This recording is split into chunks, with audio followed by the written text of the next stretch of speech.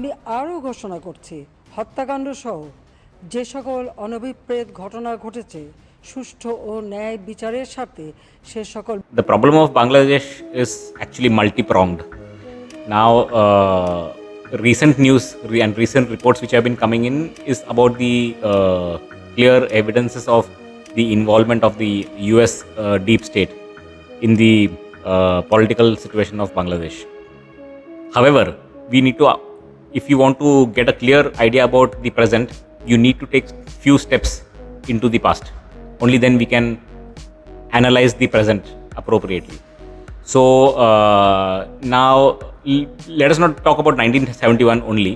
Let us go way bit back into 1946-47, when the provincial elections were held in 1946. So that particular region had given a thumbs up to the Muslim League, which was a Muslim majority province, which was called then as East Pakistan post 1947, and that is how that geography had seceded from the Indian mainland, and they formed East Pakistan. Now, this entire idea about the partition of India was mainly the brainchild of the UP elite. There's a certain segment which kind of owed their allegiance to the erstwhile Nawabs, and who kind of always thought that they have a authority to rule over India, which is derived from the authority which the Mughals had exercised over India for a period of almost 200 years, and further on the Nawabs who had taken it forward until the British had defeated them post the Battle of Plassey and Battle of Buxar. What happened? So that is what they wanted to revive. They wanted to revive their rule over India. Far-fetched ambition, but nevertheless an ambition. So since that was not really possible, now let us have our own territory for ourselves. So this entire idea of partition was actually born in the Indian provinces of UP, CP, central provinces. This is how the bifurcation was, how the terminologies were during that particular time when the British was ruling India. We had the central province, we had Madras presidency. When that was the idea, now let us look at 1905. 1905, Bangladesh. Not appropriate to call it Bangladesh. Bengal. That entire province was actually Bengal under the British. So British, a handful of them, 1 lakh approximately of them, trying to rule over a 30 crore population nation of India. It's not an easy task, right? You can't only do it militarily. Again, within the military as well, almost 50% plus is Indian nationals serving in the British Army. So then how do you control this particular land? You have to constantly keep them boiling and keep them fighting against each other on basis of religion, caste divisions, whatever tools you may have, you will use it to the best of your ability. And that's what the British did. In 1905, they created the partition of Bengal. So they said the Muslim majority on the other side, Hindu majority on this side. However, to their shock, the Indian population, comprising of both the Muslims and the Hindus, had opposed that, and they forced the British to withdraw this partition of Bengal. That's what had happened actually. However, while the partition of Bengal had been withdrawn, but it did sow the seeds of separatism then, where people who have been living together for hundreds of years, now suddenly a new thought has come into their mind. Are we the same or are we different? Muslims and Hindus who were until then living together. However, as I said, the seeds was sown not in Bengal, but it was sown in northern parts of India, of creation of a separate state for Muslim majority. Now, this is a very alien idea to Bengal, I would say, of separatism. However, an English and Urdu speaking Muhammad Ali Jinnah, who gave a nice fiery speech in Bangladesh, in Bengal during those days, in English language. Who's going to understand that anyway? So, and he also wanted to impose Urdu upon these newly formed Pakistani states, that is both the East Pakistan as well as Western Pakistan. Now, while they gave the Muslim majority there gave a thumbs up to the Muslim League, and unfortunately India got partition. However, the imposition of Urdu was not to be taken lightly. Trying to erode the original ethnic culture was not to be taken lightly. That is where they started now opposing the Western Pakistan, which was the good-looking, white-skinned Punjabi population who, as such, never even considered the dark-skinned Bengalis at par to them. And then Sheikh Mujibur Rahman had actually won the elections, and he was supposed to be now the Prime Minister of both West as well as East Pakistan.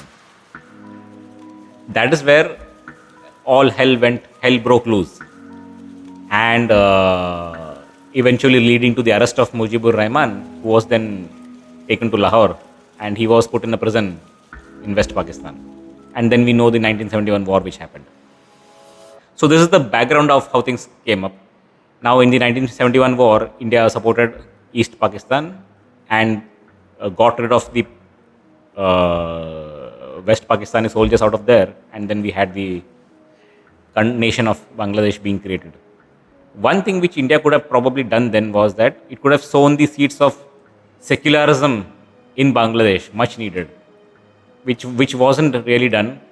And no sooner than later, Bangladesh went the Islamist way.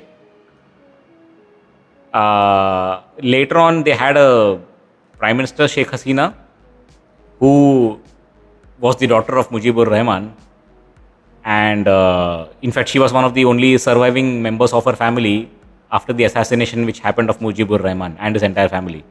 She wasn't there, and that's the reason why she survived during that day. And then she went on to become the Prime Minister of Bangladesh. She, I would say, was an iron lady who, on one hand, did want to make Bangladesh into a growth engine. She very well understood the importance of textiles for Bangladesh, and she did not allow the radical elements to raise their head within Bangladesh. Now, why is then US so interested here? Unfortunately, this is the fate of all developing countries, I would say, all put together.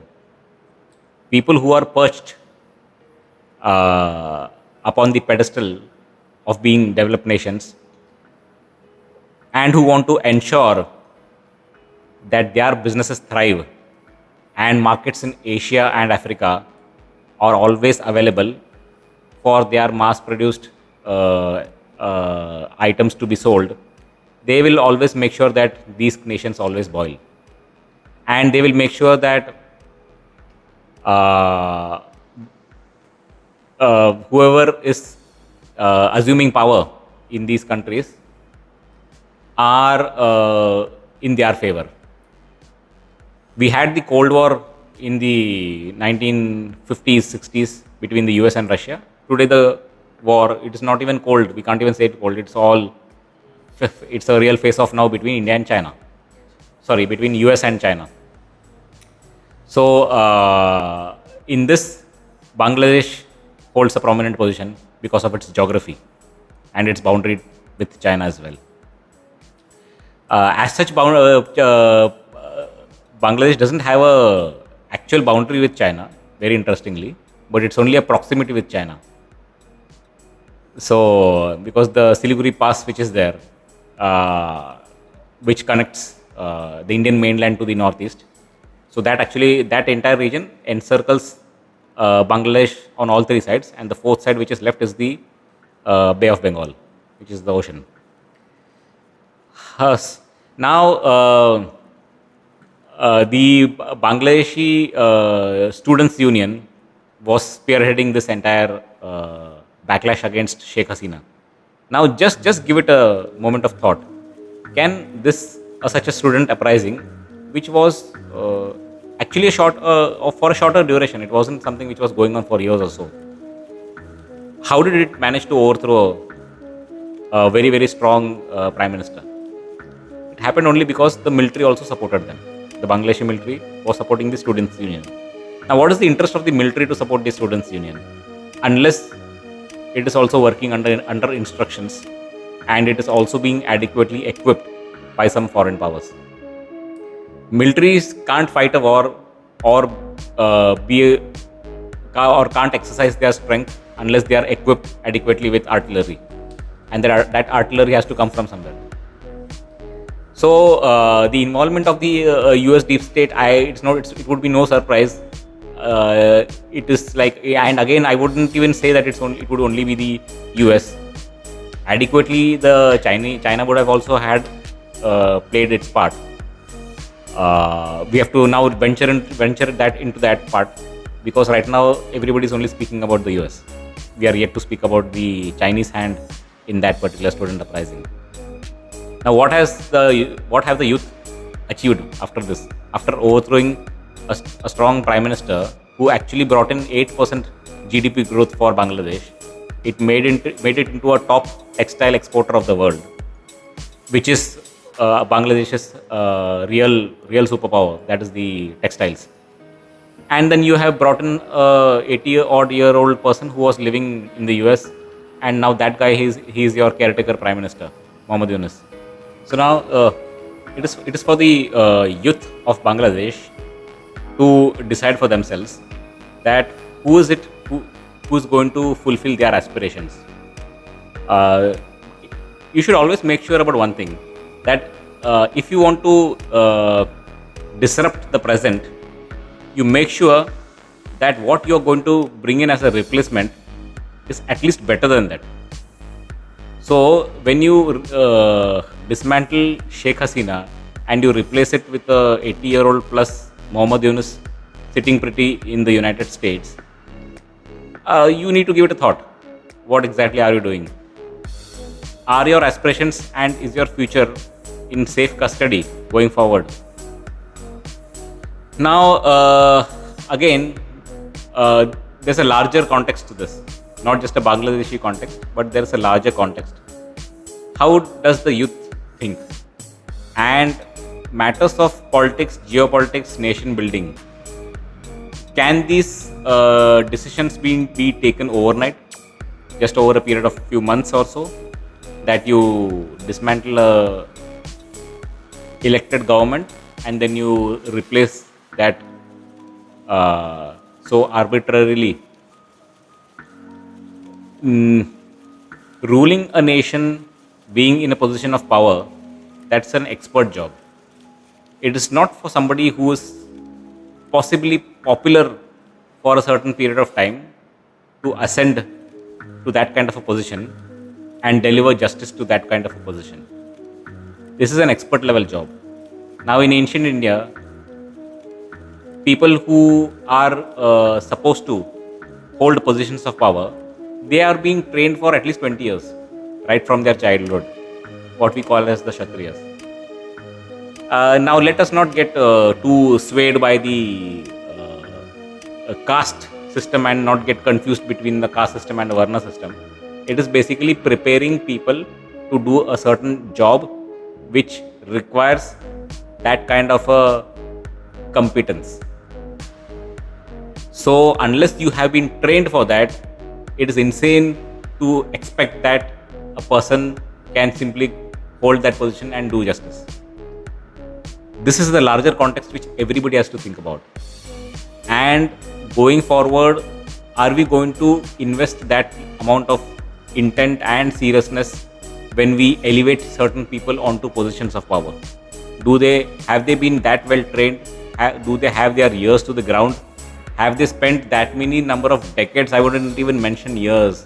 I would say, have they spent that many number of decades in public life? Only then can you think that certain person can be elevated to a position of power which supervises that amount of geography. Bangladesh is not a tiny country like Israel or so. It is a huge country. It might not be as big as India, but it's a huge country in itself. This is a learning for the youth of the world, that certain things which require that level of seriousness have to be delivered justice accordingly.